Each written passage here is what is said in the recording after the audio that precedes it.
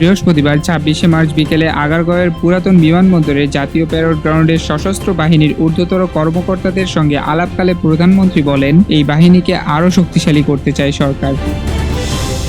তিনি আরও বলেন, সশস্ত্র বাহিনী যে উদ্দেশ্যে গঠিত হয়েছে সেই মূল লক্ষ্য যেন সবসময় মনে রাখা হয়, অর্থাৎ দেশের নিরাপত্তা, সার্বভৌমত্ব, শৃঙ্খলা এবং জাতীয় দায়িত্ব। এই জায়গাগুলোতেই তিনি আবার জোর দিলেন। এই বক্তব্যকে শুধু একটি আনুষ্ঠানিক শুভেচ্ছা হিসেবে দেখলে ভুল হবে, কারণ এর মধ্যে দিয়ে একদিকে যেমন সশস্ত্র বাহিনীর প্রতি রাজনৈতিক আস্থা প্রকাশ পেয়েছে, অন্যদিকে ভবিষ্যতে বাহিনীর সক্ষমতা, আধুনিকায়ন এবং প্রাতিষ্ঠানিক শক্তি বাড়ানোর ইঙ্গিতও মিলেছে। এর আগেও তারেক রহমান সীমান্ত বাহিনীকে আরও আধুনিক এবং সুসংহত করার কথা বলেছেন, আর বিএনপির নির্বাচনী অগ্রাধিকারের মধ্যে সশস্ত্র বাহিনীর পেশাদারত্ব জোরদারের প্রসঙ্গ এসেছে।